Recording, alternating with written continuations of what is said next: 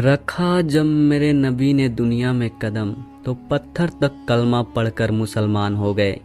प्यारे नाजरीन, हज़रत आमिना रजी अल्लाह ताला अन्हा फरमाती है कि जब मेरा बच्चा मेरे पेट में था तो मुझे बड़ी अजीब अजीब चीज़ें नज़र आती थी। अगर मैं घर से बाहर निकलती तो एक बादल का साया मेरे ऊपर आ जाता और मुझे धूप बिल्कुल महसूस ना होती।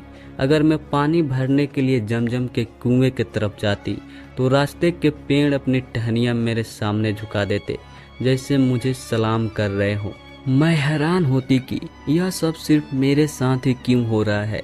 जब मैं जमजम के कुएं के पास पहुंचती तो नीचे का पानी अपने आप ऊपर आ जाता और बिल्कुल मंडेर तक भर उठता।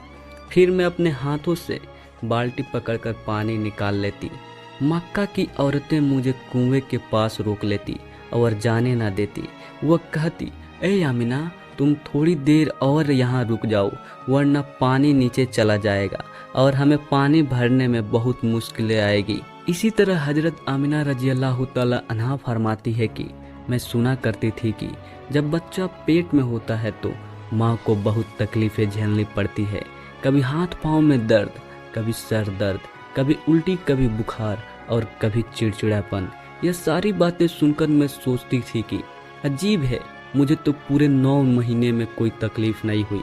यहाँ तक कि जब तक मेरे बच्चा मेरे पेट में रहा मुझे सर दर्द तक ना हुआ। हजरत आमिना रजी अल्लाह ताला अन्हा को अजीब अजीब ख्वाब भी आते थे। वो फरमाती है कि जब मैं रात को सोती तो मुझे ख्वाब आता कि मेरे जिस्म के अंदर से एक नूर निकला है और उसने पूरी दुनिया को रोशन कर दिया है। यह देखकर मुझे यकीन हो चुका था कि मेरे पेट में जो बच्चा है वह यकीनन कोई आम इंसान नहीं है। पैगंबर हजरत मोहम्मद मुस्तफ़ा सल्लल्लाहु अलैहि वसल्लम जब अपनी माँ हजरत आमिना रजी अल्लाह ताला अन्हा के पेट में थे तो एक रोज आपकी दादी ने आपके दादा को इशारा से बुलाया और कहा, आपको मालूम है यह बहू आमिना बहुत महंगा इत्र लगाती है। मैं तो परेशान हो चुकी हूँ, आप जरा आमिना से इस बारे में पूछिए। यह सुनकर आपके दादा ने कहा, इस बारे में तू ही पूछ लेती, तूने क्यों नहीं पूछा?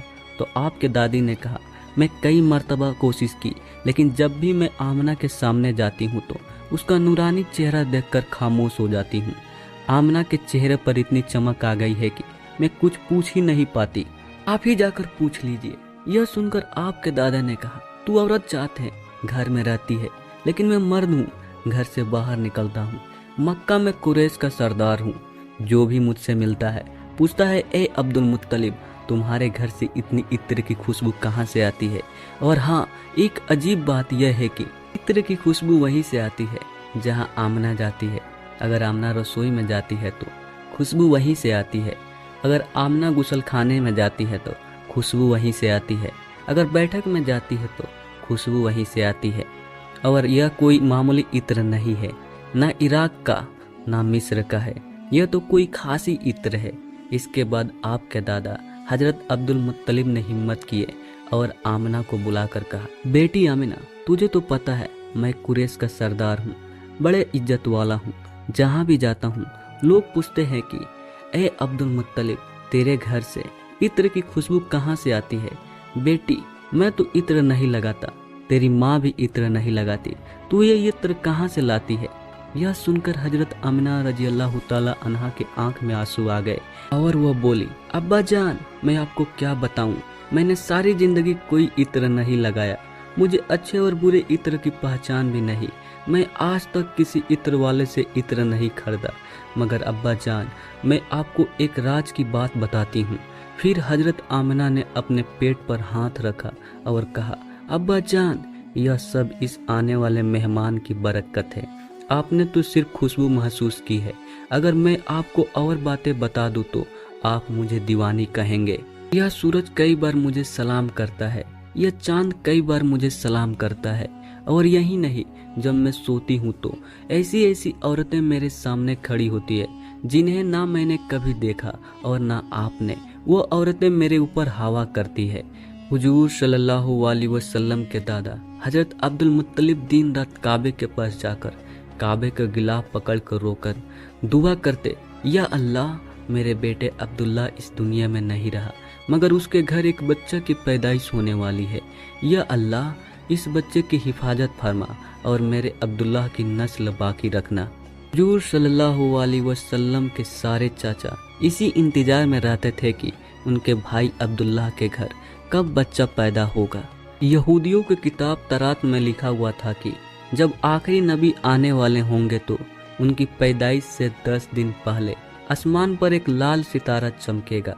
जब हुजूर सल्लल्लाहु अलैहि वसल्लम की पैदाइश में 10 दिन बाकी थे तो आसमान पर वही लाल सितारा निकल आया। उसे देखकर यहूदियों में खलबली मच गई। उनके आलिम ने सब यहूदियों को जमा किया और कहा, देखो आसमान पर लाल सितारा चमक रहा है, इसका मतलब है कि आखिरी नबी आने वाले हैं। जाओ और मालूम करो कि इस वक्त मदीना मुनव्वरा में किसके यहाँ लड़के की पैदाइश में 10 दिन बाकी है। यहूदी मदीने गए और मालूम किया तो पता चला कि बहुत सी औरतें हमल से थी, मगर किसी का वक्त करीब नहीं आया था। किसी के 2 महीने बाकी थे, किसी के 4। वो आलिम के पास लौटे और कहा कि मदीना में ऐसे कोई बच्चा अभी पैदा होने वाला नहीं है। आलिम ने जवाब दिया, अब मक्का जाकर देखो। सारे यहूदी मक्का पहुँचे और मालूम किया कि वहाँ किन घरों में पैदाइश होने वाला है। लोगों ने बताया, हाँ यहाँ मक्का में 5 औरतें हैं जिनके यहाँ बच्चे होने वाले हैं। यहूदियों ने कहा, नहीं नहीं, हमें ऐसे बच्चे की पैदाइश की खबर चाहिए जिसके बाप पहले ही इंतकाल हो चुका हो। लोगों ने बताया, हाँ अब्दुल मुत्तलिब का पोता होने वाला है। इस बच्चे के बाप अब्दुल्ला कुछ महीने पहले इस दुनिया से चले गए। यह सुनकर यहूदियों को चीख निकल गई। वो रोते चिल्लाते अपने आलिम के पास पहुंचे और बोले, हाय अफसोस, आज नबूवत यहूदियों से निकलकर मक्का वालों को मिल गई। वक्त यूं ही गुजरता गया और आखिरकार वो दिन आया जिसका सबको बेसब्री से इंतजार था, जिसका इंतजार आसमान, जमीन, परिंदे और हर मखलूक कर रही थी। और फिर वह घड़ी आई, आज उस बच्चे की पैदाइश हुई जिसकी वजह से पूरी दुनिया बनाई गई। अगर वो ना होते तो शायद यह दुनिया भी नहीं होती। आज उस बच्चे की पैदाइश हुई जिसके लिए चांद को 2 टुकड़े किए गए। आज उस बच्चे की पैदाइश हुई जिसके खातिर सूरज को अपनी जगह पर रोक दिया गया। अल्लाह ने हुक्म दिया, ऐ सूरज अभी मत डूबना, क्योंकि मेरे हबीब मोहम्मद सल्लल्लाहु अलैहि वसल्लम ने अभी असर की नमाज अदा नहीं की। आज उसी बच्चे की पैदाइश हुई जिसके पास पूरी जिंदगी में जिब्राइल अलैहिस्सलाम 26,000 बार तशरीफ लाए। प्यारे दोस्तों, यह वाक़या आप लोगों को कैसा लगा? अगर अच्छा लगा हो तो इसे ज़रूर लाइक करें और इस चैनल को सब्सक्राइब कर लें ताकि ऐसे ही सच्चे वाक़या आप लोग सुन सकें। मिलते हैं ऐसे ही अगले सच्चे वाक़या में। अस्सलामु अलैकुम व रहमतुल्लाहि व बरकातहू।